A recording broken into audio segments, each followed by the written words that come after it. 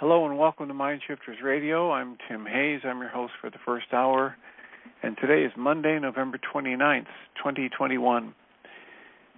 As always, we're grateful to everyone who's joining us here today, whether you're listening live or through the archives, as we spend another couple of hours teaching and supporting people in using some of the most powerful, effective, efficient, and accessible tools I've ever encountered. These tools are available absolutely free at whyagain.org. If you go to that website and click on the Start Here link in the upper left-hand corner, it will take you to a page where you can download and read Chapter 24 of Dr. Michael Rice's book. His book is titled, Why Is This Happening to Me Again? And that chapter of that book contains a narrative description of the primary tool in this work. That tool is called the Reality Management Worksheet, sometimes called the Reality Management Wake-Up Sheet. And it's a tool I've been using to great effect for over 17 years to improve the quality of my life and most of my relationships, and to allow me to turn any negative emotional experience into part of the infallible guidance system that each one of us has been given. You can also download the actual worksheet itself. It's a simple PDF file. Click the link, download it, and print it off. Use it as often as you'd like. You can also download a whole host of audio files of shows just like this one where people have been stepped through that worksheet process and or given powerful testimonials about how the use of that tool has improved the quality of their lives. You can also go to your App Store and type in the three words Heartland Aramaic Forgiveness. When you do that, it'll give you access to a completely free and private app that contains the Reality Management Worksheet, an abbreviated version of that worksheet process, and a copy of the Dragon Klingon game, which is a wonderful way to introduce these tools to even younger audiences. And we hope you choose to do that soon and often because it frequently leads to comments or questions, answers, testimonials, refutations. If you do that and have any of those to offer, give us a call at 563-999-3581. Call that number, press 1. It'll put a little icon of a hand next to your phone number, and I'll announce you by your area code. We're also doing the Course in Miracles workbook lessons this year. Today is the 333rd day of the year. But if we back up 2 days, there is a question in our lessoning, which is, what is the ego? The ego is idolatry, the sign of limited and separated self, the sign of something born in a body, doomed to suffer and to end its life in death. It is the so-called will that sees the will of the Creator as an enemy, and it takes a form in which the ego itself is denied. The ego is the proof that strength is weak and love is fearful. Life is really death, and what opposes creation alone is true. The ego is insane.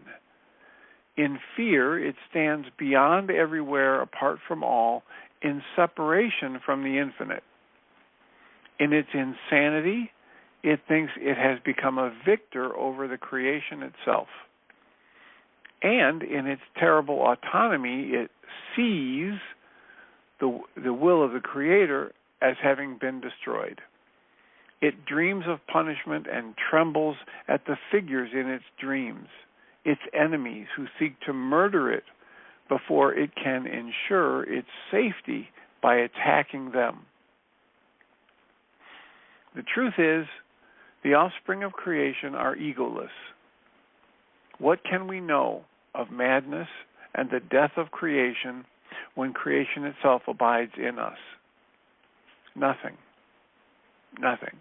So to know actuality is to see the ego and its thoughts, its works, its acts, its laws, its beliefs, its dreams, its hopes, its plans for salvation, and to see it and the cost of that belief and what it costs us. In suffering, the price for faith in it is so immense that we must be willing to let it go. So that's the commentary about the ego.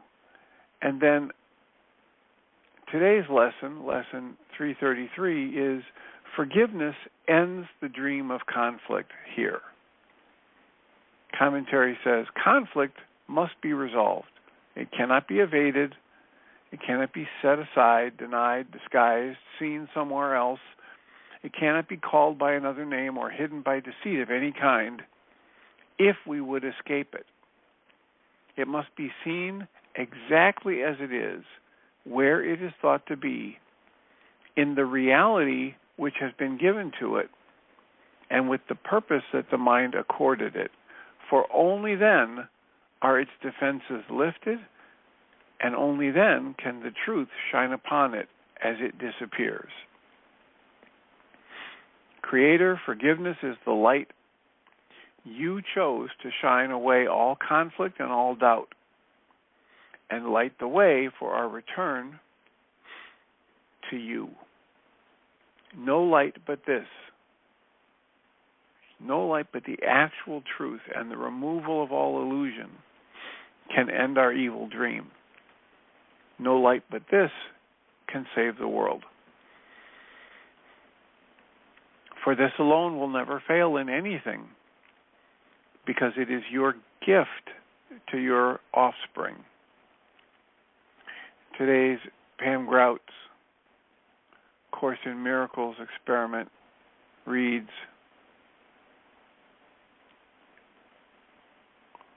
what they say is irrelevant. She quotes Byron Katie as saying, you move totally away from reality when you believe there is a legitimate reason to suffer. Pam writes, lesson 333 in forgiveness, where it says, forgiveness ends the dream of conflict here. It asks me to shine away conflict and doubt.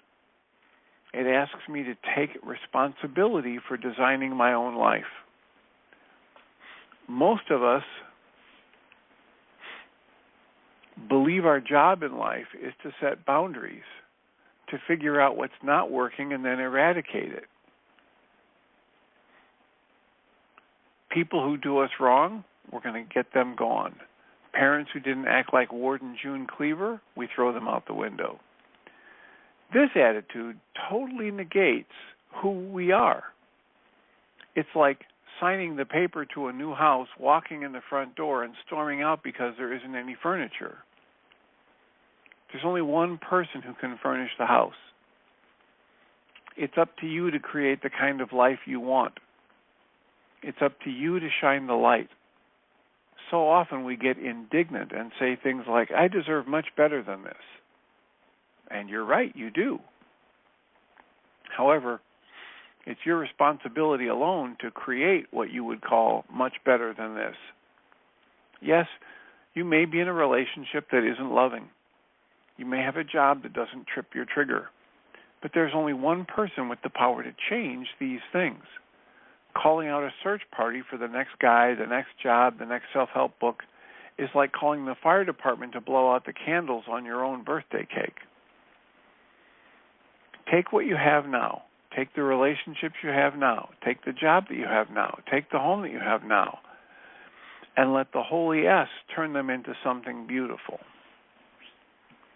I can only change those things I allow, I accept, and I study so that I understand them as they are in the moment, because it's only those things I have any access to change. So, that's our Course in Miracles workbook lesson and the backup reading about what is ego and the Pam Grout's Course in Miracles experiment commentary for today. And as usual, we have about 48 minutes left to take your comments, your questions, your answers, to support you in using any of the tools, to clarify how or why or when to use a specific tool. These tools we're referring to are available at whyagain.org. And if you go there and click on the Start Here link, and start scrolling down that page, you will see a host of worksheets. Worksheets we don't often get to talk about here because we're usually talking about the first one or two.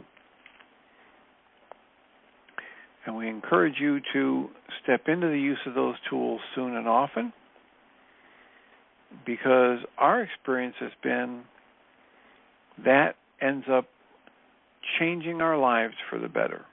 And we'd be thrilled if you would pick up the tools and find that it changes your life for the better. And then call and let us know how that's working and how it's changing your life.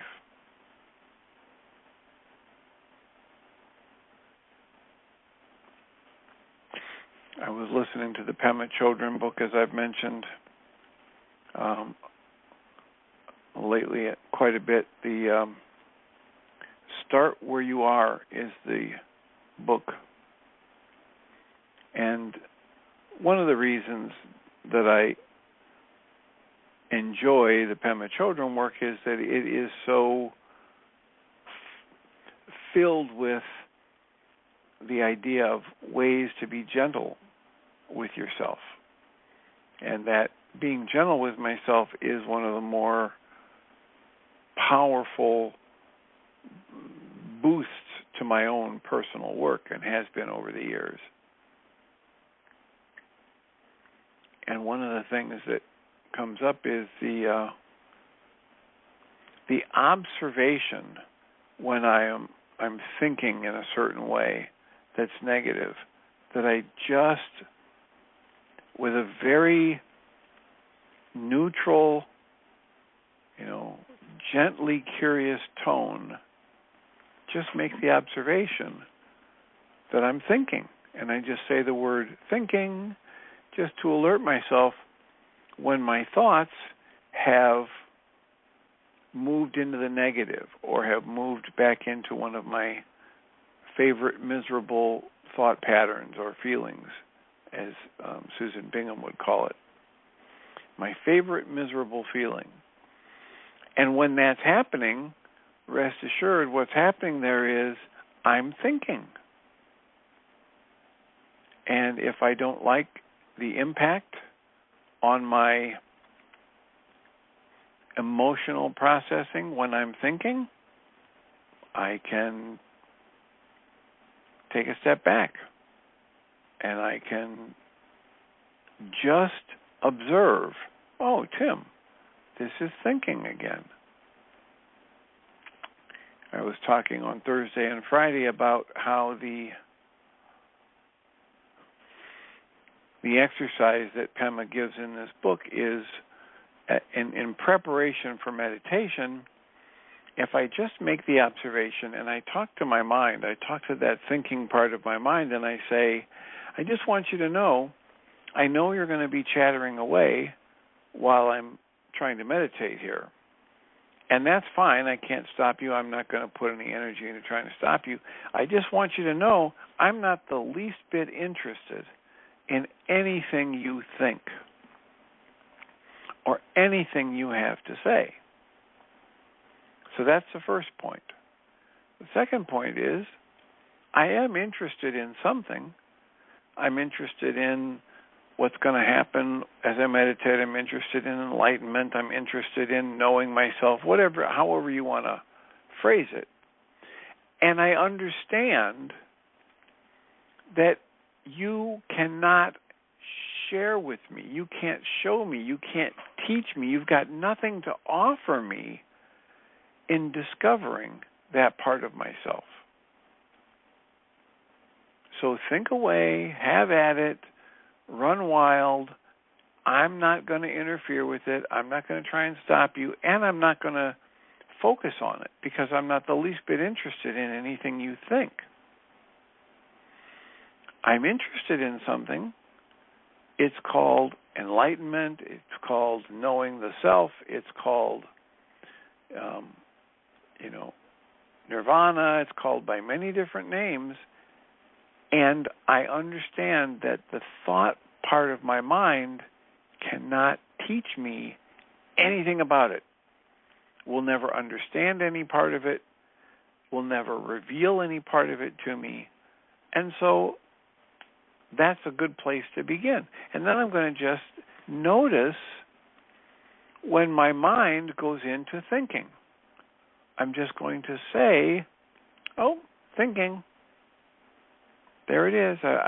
I realize I just spent the last 10 minutes in negativity, cranking up my anxiety or having a panic attack or obsessing about what if I don't do this meditation just the right way. And when that happens, all I'm going to do is say the word in my mind, thinking, and I'm going to do it with that same light energy, that same cool distance that hopefully is getting communicated in my tone when I say the word thinking. There it is again. It's like noticing your favorite bird at the feeder. Oh, there's a chickadee. Oh, there's a little warbler. And that's all. Oh, there he flew away. Okay. Just that level of attachment as I observe my thinking process. And I remind myself that process can't teach me anything about what I'm truly interested in. That process can't teach me anything about my true nature. It can't teach me anything about enlightenment. It can't teach me anything other than what it's constantly churning and repeating and distracting me with. It has no answer that I'm interested in. And if I can step into that position of observation and be gentle, I'm way ahead of the game. So I had something that came to me Thursday night, and I talked about it on the internet show on Friday, and I'm curious because I didn't get any response from anybody. I normally get some kind of a response when I talk about something that's that controversial. So what is it that was controversial? Well, I had this deep knowing, this deep realization come to me in a moment of what some would call prayer or asking to be shown. And what the realization was is that it is so important for us to recognize and begin to move away from any pattern of putting anyone or anything on a pedestal. Now, we've talked about that before, but what was new about this was that it came to me very powerfully and clearly to say it's really important that we don't put anyone or anything on a pedestal, including God, including Jesus or Yeshua, including our guru or mentor, anyone on a pedestal. Because as that happens, we are blocking ourselves, or we're creating within ourselves an obstruction to us individually, personally, making progress, learning, growing, etc. And I understand that that would be, for a lot of people, truly blasphemous and challenging, and yet it's just a thought.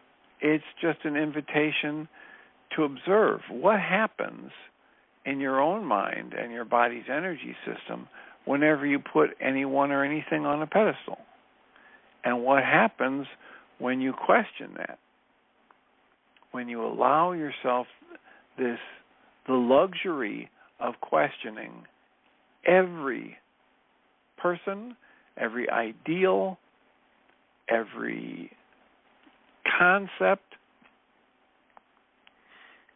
Question it all and make sure that you're not using your mind energy to create the false belief that they are somehow better or different than you, including Yeshua, including whatever your conception is of God, including, your guru, your mentor. Because every time I do that, every time I put someone or something on a pedestal, I create the false belief that they've got access to something that I don't have, that they have more power, more privilege, that they are holier, they are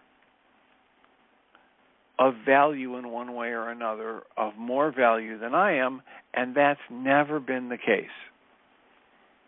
And that ties directly into the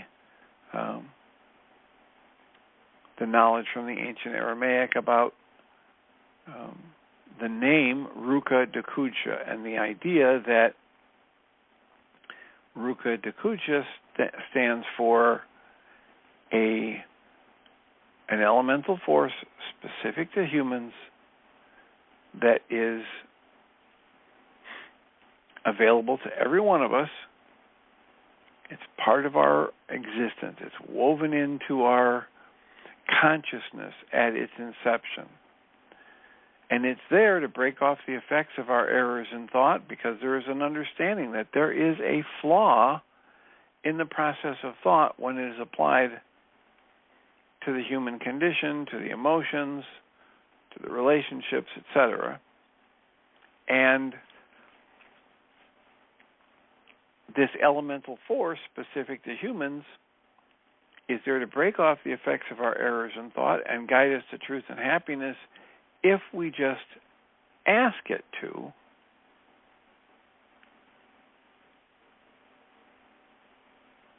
Ask to be shown how to look at a situation other than what the conscious logical mind, other than what the conscious mind would show me. And if I'm willing to do that on a consistent basis, if you're willing to do that on a consistent basis, you'll have access to the same wisdom, the same power, the same insight, the same intuition, the same creativity as any of the great masters, including whoever or whatever you conceptualize as God, as Jesus or Yeshua, as any of the saints that you might imagine or pray to, that the core of the great spiritual teachings is that access is available in every one of us. Always has been, always will be.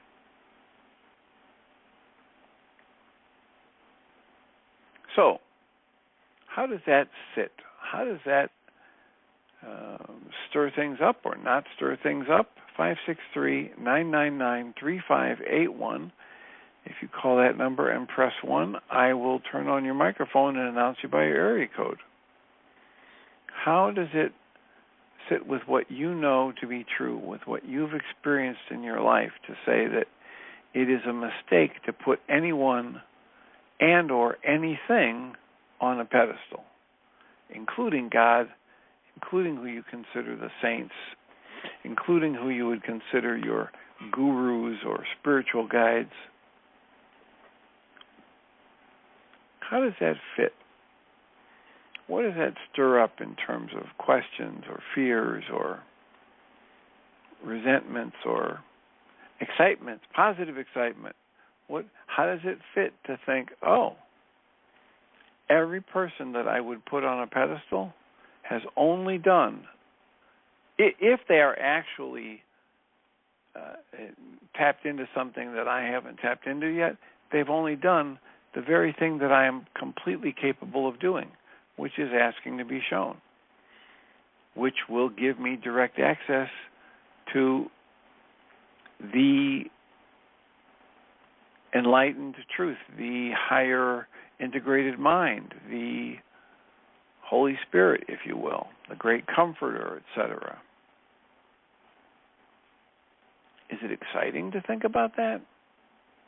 Is it scary to think about that? That you could have access to exactly the same teachings and learnings as the greatest of saints and sages. That's the core of every deep spiritual tradition I've ever encountered. If you're looking outside of yourself for something, you've missed the mark. And in one way or another, my offering is that anytime you put anyone or anything on a pedestal, you've just decided that the source of information you need to be enlightened, to be happy, to be peaceful, to connect with your true self, etc., that the source of that is outside of you. And again, these core teachings are, it's an inside job. You're whole and complete just as you are.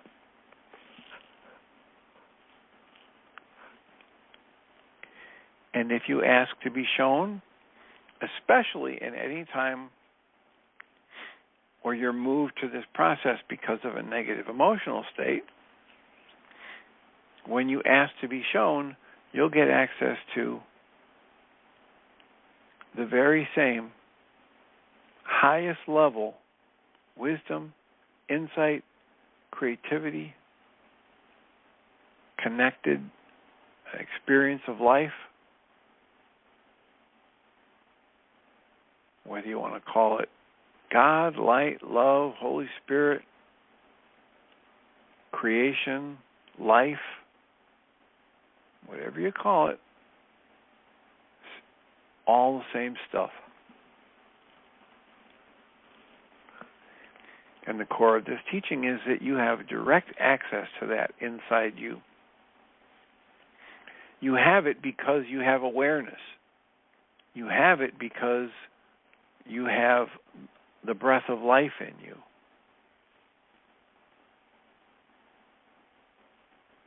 And as such, it's yours.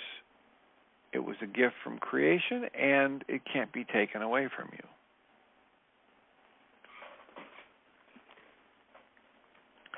One of the teachings from Pam Grout that's so in line with all the stuff that's really been good and resonated deeply with me over the years is the way she talks about ego. Ego isn't good or bad, right or wrong, up or down. It's just there. And it's there to be observed. And as I observe it, as I understand its workings, as I understand my relationship to it,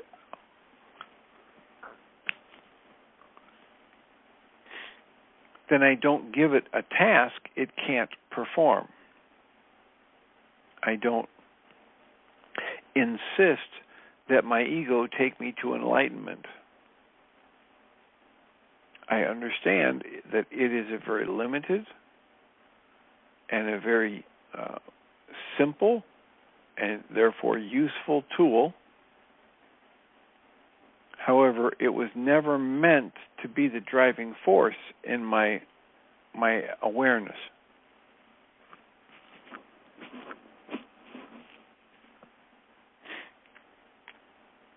As Way of Mastery says, it's intended to be a very faithful servant and not a very intelligent one, just one that just keeps churning away and doing what it does, oblivious to the fact that if it is given more credit or responsibility than it is capable of living into, that it creates suffering. And it just keeps creating suffering. And is blind to the way that it is creating the very suffering that it thinks is being imposed upon it and that it wants to get rid of.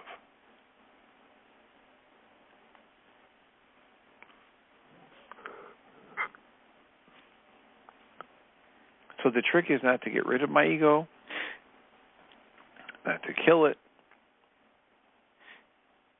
not to, let it drive the bus. The trick is to just become aware.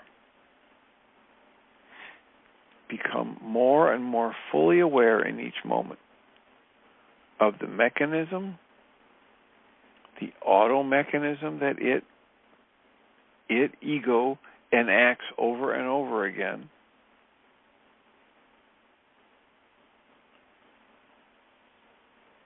And as I see it as it's happening, I understand it is not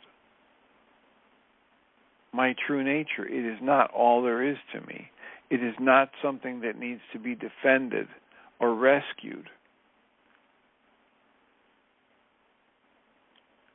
She told a story about a young man who was raised in the LA area, in the gang-ridden area. And she had been, at Pema Children, had been supporting one of these outreach programs to try and help the young people in that area get out of the gangs and the violence, etc. And one of them was a Buddhist-related group, loosely affiliated with the Buddhist teachings that Pema Children is so well versed in. So she was volunteering to work with some of these kids. And there was this one young man, his name was Juan, and she said he was brilliant, funny, creative, and vicious. And he spent a lot of time just, literally, he would physically slap people, and he would, joke about it, and you just knew, she said, that physical slapping that he would do was just the lightest variation of what he had been subjected to in his home, and in his home turf where they used to kill each other. And so they did one of those outreach programs where they took these kids out into the wilderness for a weekend or a week or whatever. And Pema Children's mentor was there. And there was this traditional chant that they would do, that they were taught to do as part of their meditation. And her mentor would sing this at the top of his lungs in a screechy voice, which would fill everyone listening with all kinds of discomfort and awkwardness, and because it was not melodious, it was not reassuring, it was not comforting in any way. It was very awkward, and he clearly knew that he was just basically screeching in the highest pitch he could find. When he did that at the top of his lungs in this camp full of all of these youngsters, this young man, Juan, who was so tough and so defended, burst into tears. Everybody else was feeling awkward and wishing it would end, and Juan burst into tears. And later, they asked him, what was going on for you? Why the tears? And Juan said, here's a guy who clearly doesn't care about looking ridiculous or foolish. Here's a guy, he's the bravest person I've ever met. Right? This is coming from a teenager on the streets of LA in the gang-ridden part of town. And he says that this Buddhist dude is the bravest man he ever met because he sang at the top of his lungs awkwardly in front of a crowd. And that event is something that Juan used to turn his life around and to actually get invested in school and get the education and lift himself out of that lifestyle. Dropping the shoulds, dropping the attachment to the ego or the ego's thoughts. Not attacking the ego, not attacking the self, just observing. What do I need to do to just watch all of the various ways that I'm afraid that I'm not good enough, or that I'm going to be ridiculed, or that I'm not measuring up the right way?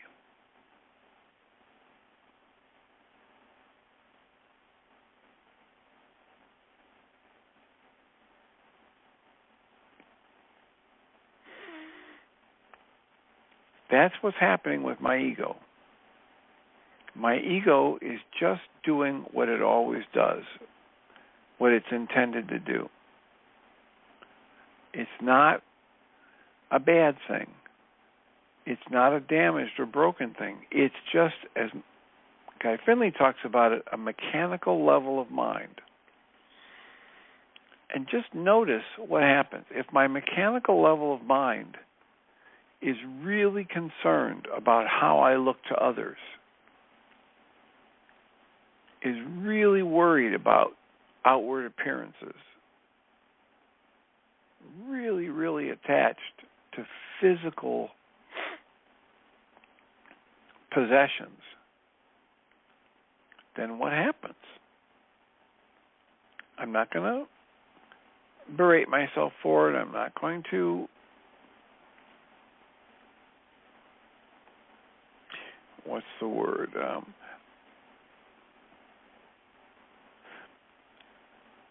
I'm not going to limit my possibilities or drive myself to think that I've got to be a certain way for someone else. I'm just going to observe, here's what the ego is thinking. Here's what the ego thinks it needs. Here's what the ego wants in this moment. And the more I do that, the more freedom I have from the compulsion to act in a way that's in alignment with what ego thinks it needs. I'll say that again.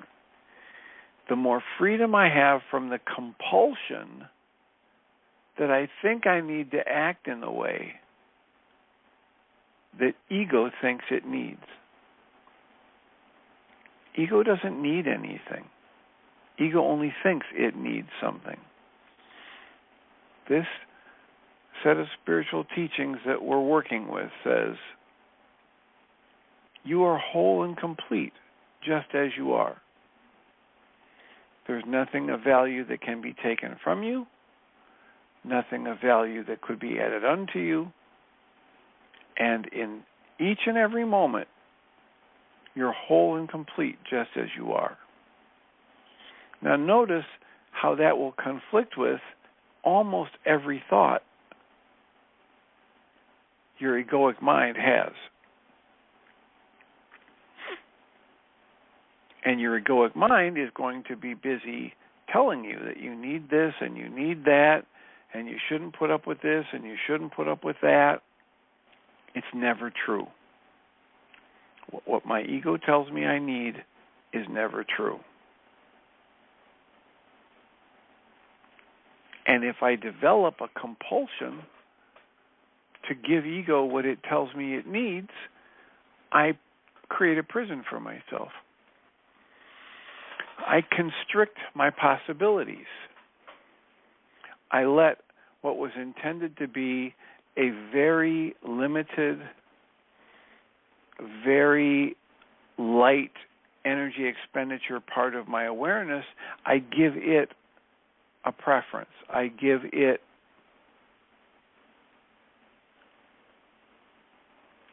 a power.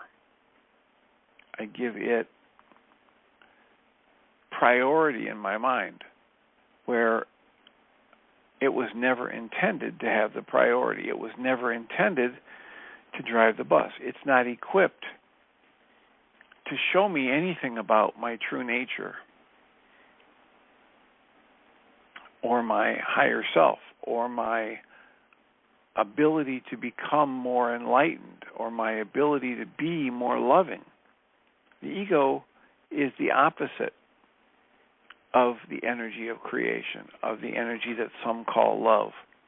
The ego was created as a pattern of thought that judges and separates and defines and compares and is constantly doing the mental math, is constantly doing judgment and constantly generating fear. The kind of fear that can only come when one believes one is separate and isolated from the rest of the world. Because that's how the ego creates its sense of self.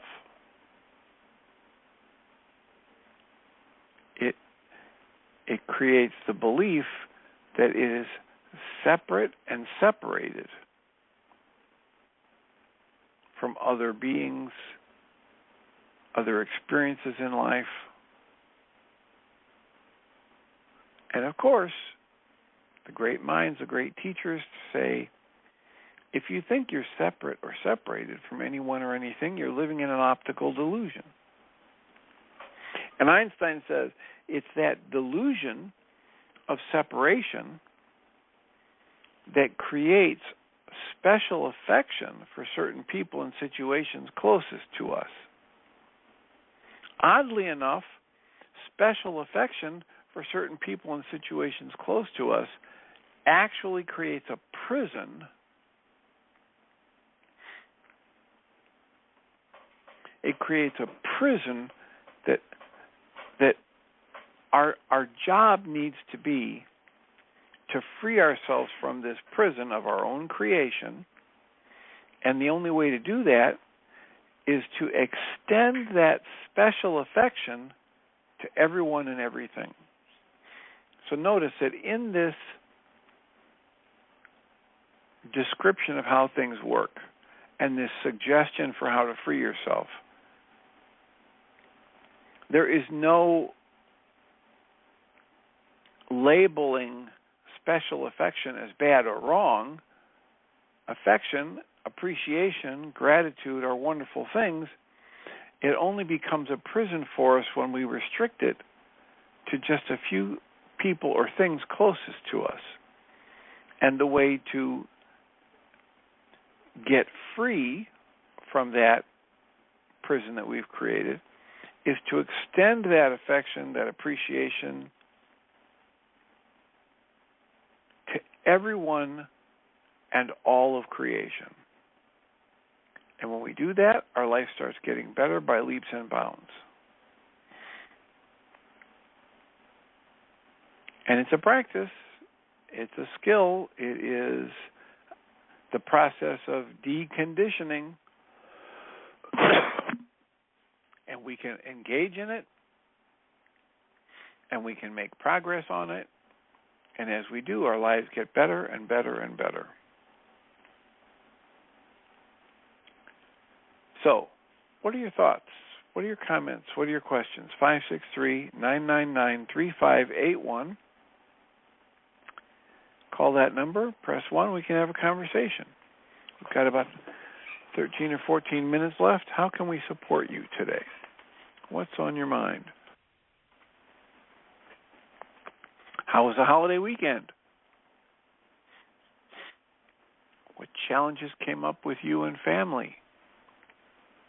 What support might we be able to offer you? 563-999-3581. call that number, press 1, and let's have a conversation. We don't have the luxury of ending early if nobody raises a hand, because we're holding the space for Michael and Jeannie to come on in another 13 minutes or so. So how can we support you today? What would be of use today or tomorrow or the next day? What topic might you want to suggest? Tomorrow I'll be running the Richard Moss interview during this hour, because I will be actively engaged in interviewing someone else. So feel free to tune in tomorrow for the interview that I did with Richard Moss related to his 2 books, Inside Out Healing and The Mandala of Being, or something like that. You can find his books on Amazon. And I'm looking forward to sharing that, because I think his process is very, very similar to what Michael Rice suggests in his reality management worksheet process. And it offers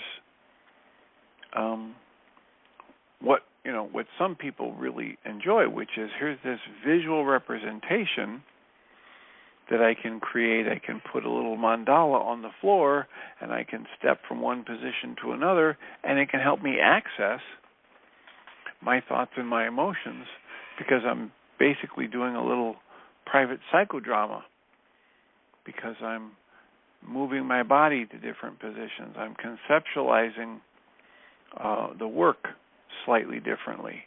And the more you come across these different ways to conceptualize the work, the greater chance you're going to find something that you do that resonates for more people. So that's why I enjoy engaging different people, either on the interviews or reading their books. The interview, if you're not able to be here tomorrow, you'll be able to listen to it in the archives. It's also one of those that is available on the Journey's Dream podcast titled On Your Mind from Journey's Dream, and it's available at journeysdream.org/podcast. We've done, I think, 79 or 80, maybe 81 or 82. There'll be another one released tomorrow on the On Your Mind podcast. That is with Ronald Bassman. He's an advocate for psychiatric patients' rights.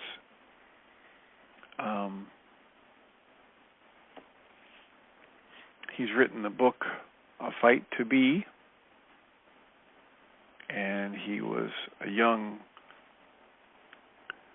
graduate with a degree in psychology, and he had a psychotic episode, and a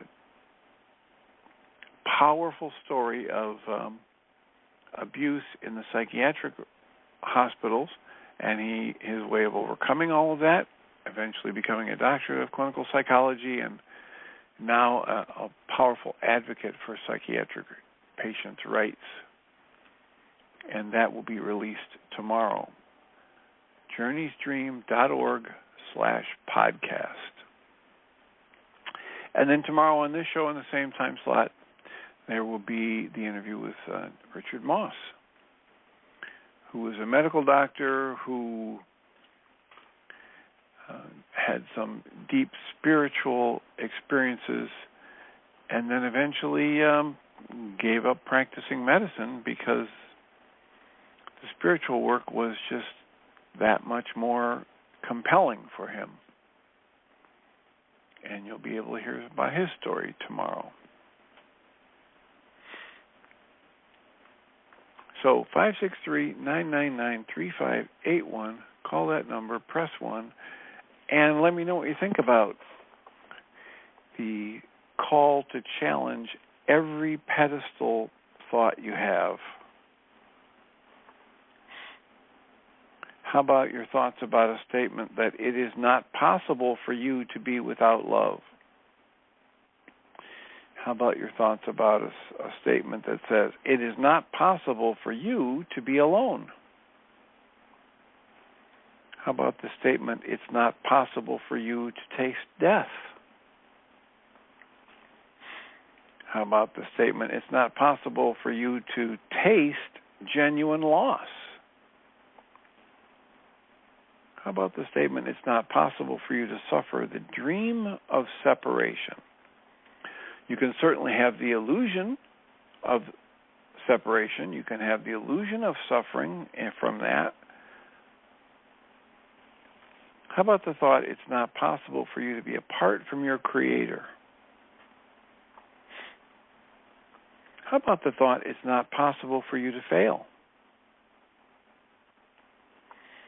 Or the thought, it's not possible for you to harm anyone or anything? Or the thought, it's not possible for you to be guilty of sin? How about those thoughts? Interesting, That's from Lesson 21 in the Way of Mastery. And the suggestion is that you write each of those statements at the top of a blank piece of paper, and then 1 week at a time, one thought for a whole week. Pull it out whenever you feel moved to do it, and write whatever would bubble up from you that would want to refute that statement. What do you mean it's not possible for me to sin? What do you mean it's not possible for me to taste true loss? And if there's any part of you that wants to fight against that, then you just spend some time journaling about it and watch what comes up. It's the Way of Mastery's version of a mind shifter. That's essentially the tool that Dr. Michael Rice presents, where you write a statement for which your unconscious probably has some significant negative thoughts or energies. And you write that statement on the left side of the sheet of paper, draw a line vertically down the page, and on the right side, you respond to it. And you spend an hour or more, all the electronics off, no meditative music, just you and that statement written on the page, and anything that wants to argue against that statement comes spilling out. And this is a tool for getting access to my conscious material that I have, in one way or another, been blocking from my awareness. I can actively work to explore the part of my consciousness I've been hiding from myself with a tool like that. Michael Rice calls it a mind shifter, and it is one of the more powerful tools in the toolkit available at whyagain.org, whyagain.org. Click on the Start Here link in the upper left-hand corner, and then scroll down that page until you see the Mind Shifter tool. And all that you need to start putting that tool to use is right there. And we encourage people to do that soon and often, because it provides insight, it provides revelations to people about the part of their mind, the part of their consciousness that they've been hiding from themselves. We all do it. We've all been conditioned to do it. We've all been trained and taught that it's bad. There are parts of our mind that we've been running and hiding from ourselves. They contain things that it's bad for us to see. But Guy Finley says it very clearly. He said, there is no such thing as bad self-knowledge. People are running around afraid of looking in their mind for their own experiences because they're afraid they're going to find a bad fact. He said there can't be a bad fact about you in your mind, in your awareness. It's just not possible. So it is perfectly okay and highly preferable for you to do the specific work that allows you to become aware of more and more of what you've hidden in your mind and then you run away from. And tools like the Mind Shifter are designed to help you do exactly that. So, we encourage people to do that, explore what your mind holds that some part of you has said is bad or wrong or dangerous or scary.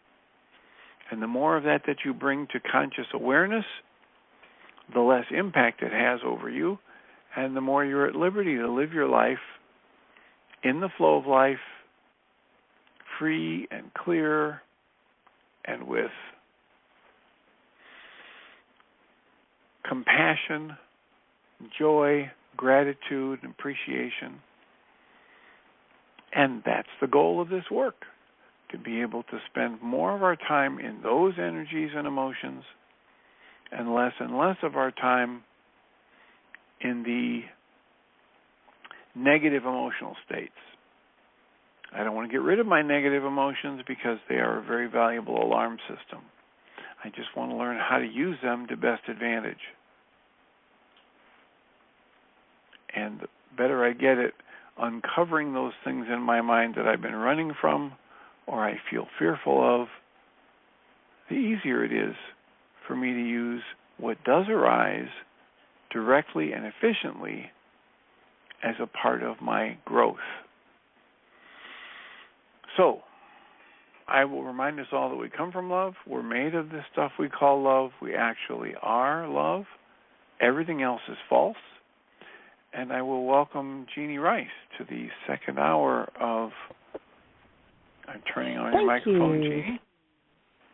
Yay. How are you doing today? Doing well. Had a lovely weekend. Good. Hope you had the same. Yes, I did. And am I remembering correctly, you have an interview tomorrow? Yes, I'm gonna just start the Richard Moss, or if you have the bandwidth to do that, I'll let you start it. Okay. And it's about 55 minutes. So, okay, I could do that. All right, that would be wonderful. I'll take one little thing All off right, my great. plate. All right, yeah, take care. I'll make myself a note right now. Thank you. Bye-bye.